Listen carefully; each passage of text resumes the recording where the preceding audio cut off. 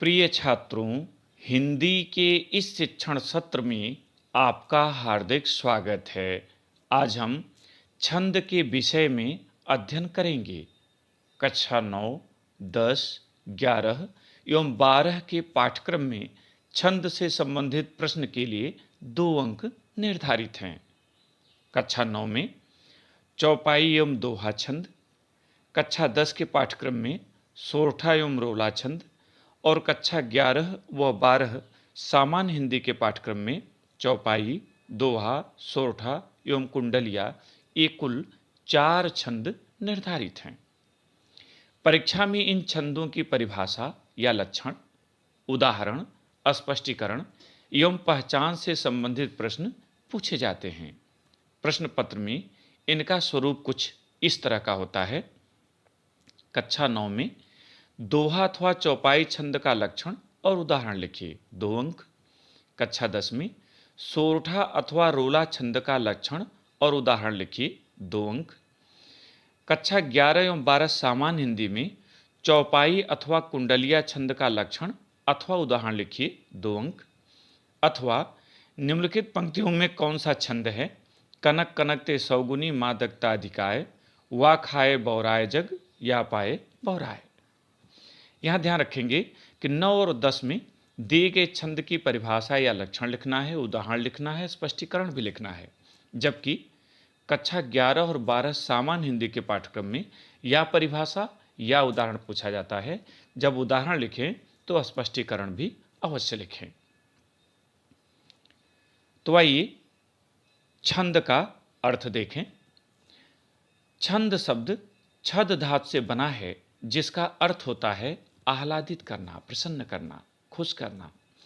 छंद शब्द का एक अर्थ छादन या बांधना भी है। वाणी के प्रवाह को बांधने या छादन के कारण इसे छंद कहते हैं। इसके आदि आचार्य पिंगल हैं, जिन्होंने इसे शुरू किया था। अतः छंद शास्त्र को पिंगल शास्त्र भी कहते हैं। वस्तुतः छंद काव्य की एक विशिष्ट ध्वनि संबंधी कला है, जिसका संबंध मनुष्य के कंठ से है।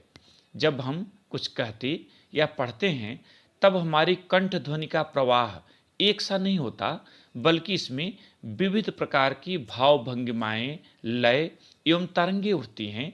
इनमें स्थिरता, चंचलता एवं रुकावट भी आती रहती है। काव्य की यही विशिष्ट दशा छंद कहलाती है।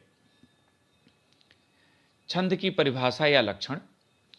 हिंदी साहित्य कोश के अनुसार अक्षर, अक्षरों की संख्या एवं क्रम, मात्रा, मात्रा गणना, यति, गति आदि से संबंधित विशिष्ट नियमों से नियोजित पद्य रचना छंद कहलाती है। इसे इन सरल शब्दों में आप परिभाषित कर सकते हैं। वर्ण, मात्रा, यति, गति आदि नियमों से नियोजित पद्य रचना को छंद कहते हैं। छंद का उद्भव। वेद के 6 अंग हैं: शिक्षा, कल्प, निरुक्त, व्याकरण, ज्योतिष और छंद। इस प्रकार स्पष्ट है कि वैदिक साहित्य ही छंद का उद्भव स्थल है, क्योंकि वेद के अंगों में छंद सम्मिलित है। छंद के अंग या तत्व। छंद रचना की एक निश्चित विधि है, जो अत्यंत रोचक तथा वैज्ञानिक है। गद्य में शब्दों को कहीं भी रखने की स्वतंत्रता होती है, परंतु पद्य रचना में इनका एक निश्चित क्रम होता है। छंद को भली भांति समझने के लिए इन्हें जानना आवश्यक है। छंद के प्रमुख अंग या तत्व निम्नलिखित हैं। पहला, चरण। छंद के प्रायः 4 भाग होते हैं, जिन्हें चरण, पद या पाद कहते हैं। पहले और तीसरे चरण को विषम चरण तथा दूसरे और चौथे चरण को समचरण कहते हैं। कुछ छंदों में 4 से अधिक चरण होते हैं, जैसे छप्पय और कुंडलिया में 6 चरण होते हैं। कुछ छंदों के 4 चरणों को 2 ही पंक्ति में लिखा जाता है, जैसे दोहा और सोरठा आदि। ऐसे छंदों की प्रत्येक पंक्ति को दल कहते हैं। दूसरा, वर्ण या अक्षर। मुख से निकलने वाली ध्वनि को सूचित करने के लिए निश्चित किए गए चिन्ह वर्ण या अक्षर कहलाते हैं। ये 2 प्रकार के होते हैं: ह्रस्व या लघु वर्ण। जिन वर्णों के उच्चारण में अपेक्षाकृत कम समय लगता है उन्हें ह्रस्व या लघु वर्ण कहते हैं, जैसे अ, ह्रस्व ई, ह्रस्व उ, क, की, कु आदि। दीर्घ या गुरुवर्ण, जिन वर्णों के उच्चारण में लघु वर्ण की अपेक्षा दुगुना समय लगता है उन्हें दीर्घ या गुरुवर्ण कहते हैं, जैसे आ, दीर्घ ई, दीर्घ उ, ए, उ, औ, का, की, कु आदि। तीसरा, मात्रा, किसी वर्ण या ध्वनि के उच्चारण में जो समय लगता है उसे मात्रा कहते हैं। लघु वर्णों की एक मात्रा होती है जिसे खड़ी पाई से दिखाते हैं। दीर्घ वर्ण के उच्चारण में दुगुना समय लगता है, अतः इसकी दो मात्रा होती है जिसे अंग्रेजी की एस की तरह लिखा जाता है। अ, ह्रस्व ई, ह्रस्व उ एवं इनकी मात्राओं से युक्त सभी वर्णों की एक मात्रा होती है। आ, दीर्घ ई, दीर्घ उ, ए, ओ, औ तथा इनकी मात्राओं से युक्त सभी वर्ण दो मात्रक होते हैं। अनुस्वार और विसर्ग की भी दो मात्रा होती है। चौथा, यति। छंद को पढ़ते समय कई स्थानों पर विराम लेना पड़ता है, इन्हीं विराम स्थलों को यति कहते हैं। छोटे छंदों में सामान्यतः यति चरण के अंत में होती है, जबकि बड़े छंदों में एक ही चरण में एक से अधिक यति या विराम स्थल होते हैं, जैसे रहीमन पानी राखिए बिन पानी सब सून में चरणांत शब्द, चरण के अंत का शब्द राखी और सून पर यति हुई है। पांचवां, गति। छंद के पढ़ने के प्रवाह या लय को गति कहते हैं, जैसे कंद मूल फल भरी भरी दोना, चले रंक जिम लूटन सोना। इस छंद में सुस्पष्ट गति या प्रवाह है, प्रवाह कहीं बाधित नहीं है, इसलिए कहा जाएगा कि इस छंद में गति है। छठा, तुक। छंद के चरणों के अंत में समान स्वर वर्णों की एक रूपता को तुक कहते हैं, जैसे महावीर विक्रम बजरंगी, कुमति निवार सुमत के संगी। यहाँ बजरंगी और संगी में समान स्वर वर्णों की एक रूपता के कारण सुंदर तुक है।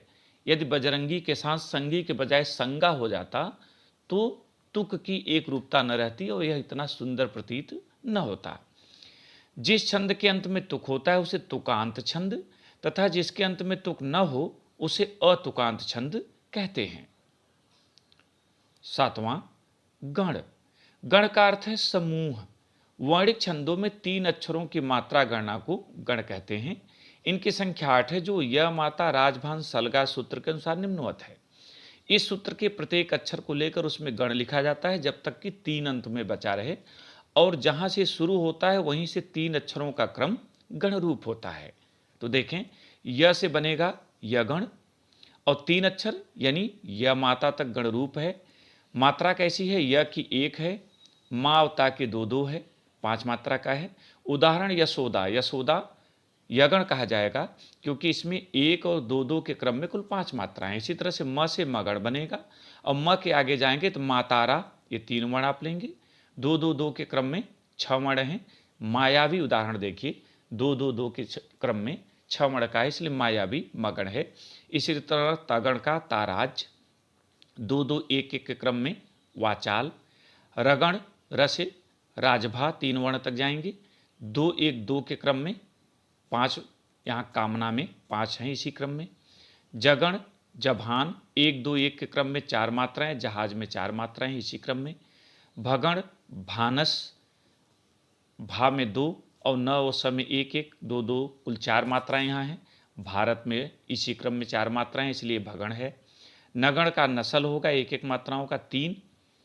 सरस नगण है। इसी तरह से सगण सलगा 1 और 2 के क्रम में कुल 4 मात्राएं। कमला उदाहरण सगण होगा।